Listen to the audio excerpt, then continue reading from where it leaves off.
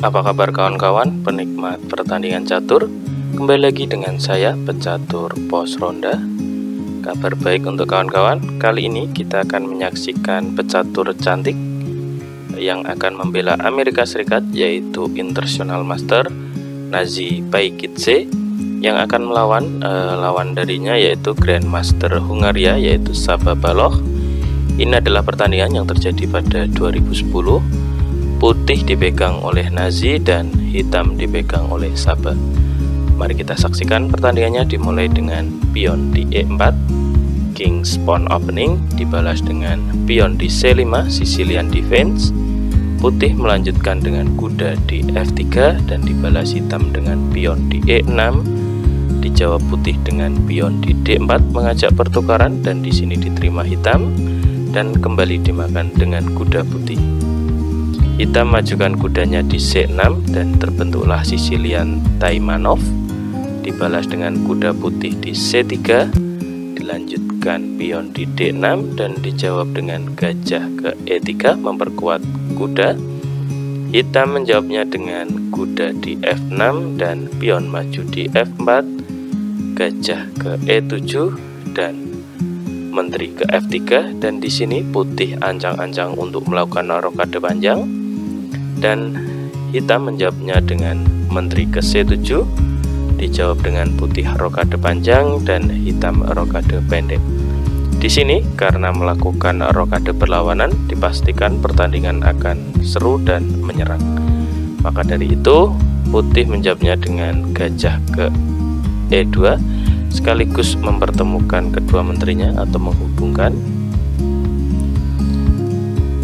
Di sini hitam pion maju di A6 dan putih pion di G4. 3 pion berjajar putih dan dilanjutkan kuda makan pion di D4, makan kuda dan dimakan kembali dengan gajah putih, dan kuda hitam ke D7, dijawab pion putih ke H4. 4 pion sejajar yang akan menyerang hitam. Hitam merespon dengan pion di B5, dijawab putih dengan pion di A3, antisipasi jika pion maju dan akan terjadi pertukaran. Hitam menjawab benteng ke B8 dan dijawab pion di G5, dan hitam majukan pion di B4 dan dimakan saja dengan pion putih.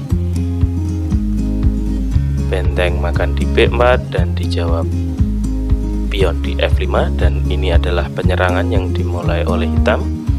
Hitam merespon dengan kuda ke E5 menutup jalur gajah, maka dari itu di sini dimakan saja dengan gajah dan dimakan kembali dengan pion, dan teman-teman bisa menebak langkah putih apa yang dilakukan, yaitu memajukan pionnya di F6, dan di sini sangat solid sekali dengan pion-pion putih. Pertandingan dilanjutkan dengan gajah ke C5. Karena apa? Jika opsi yang dipilih hitam adalah dengan pion makan pion, maka di sini bisa dikatakan blunder, yaitu dengan setelah pion makan ancaman pada gajah. Jika di sini gajah kabur, maka yang terjadi adalah skak dengan menteri. Dan apapun yang dilakukan oleh raja, geser misal, maka yang terjadi adalah skak mat dalam satu langkah.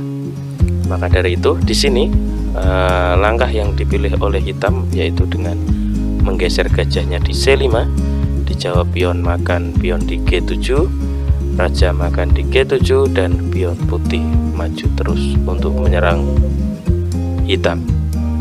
Di sini raja tidak menghindar untuk ke belakang, melainkan menggeser menterinya ke E7 di langkah ke-21, dan dijawab putih dengan menteri ke G3 untuk memperkokoh pionnya, dan dijawab dengan hitam gajah ke D5 menyerang kuda, dilanjutkan benteng makan gajah, dan di sini penukaran kualitas oleh putih, sekaligus jika dimakan dengan pion maka akan terjadi skak.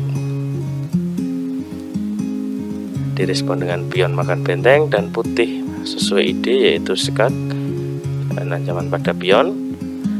Selanjutnya pion maju di F6 dan dijawab pion makan pion, dan di sini ancaman pada raja dan menteri, maka diwajibkan dimakan benteng maupun dengan menteri hitam. Dan di sini direspon dengan menteri makan di F6 dan dijawab dengan pion maju di H6 skak. Dan di sini raja menghindar ke F7. Karena apa? Jika opsi yang dipilih oleh hitam adalah menggeser rajanya ke belakang di H8, maka yang terjadi adalah ancaman atau ancaman pada menteri. Dan di sini jika menteri makan menteri, maka yang terjadi adalah skak mat dalam satu langkah. Maka dari itu opsi yang dipilih oleh hitam sangatlah sulit. Oke, maka dari itu setelah langkah tersebut dilanjutkan, raja menghindar ke F7 dan kembali diskak dengan gajah di H5. Raja kembali menghindar ke E7. Dan langkah apa yang membuat hitam menyerah? Teman-teman bisa menebak maupun men-stop video ini dulu. Nah, tebakan teman-teman benar jika menyebutnya dengan kuda ke D5, dan ini adalah skak dan ancaman pada menteri. Karena jika dilanjutkan misal dengan raja geser ke D7, maka yang terjadi teman-teman bisa nebak kembali, yaitu dengan skak mat dalam satu langkah. Maka dari itu di langkah ke-28 hitam menyerah. Itulah pertandingan kali ini. Terima kasih teman-teman sudah menyaksikan pertandingan kali ini, dan tunggu untuk pertandingan selanjutnya. Terima kasih teman-teman. Bisa di subscribe, share, like, dan komen untuk konten kali ini. Terima kasih.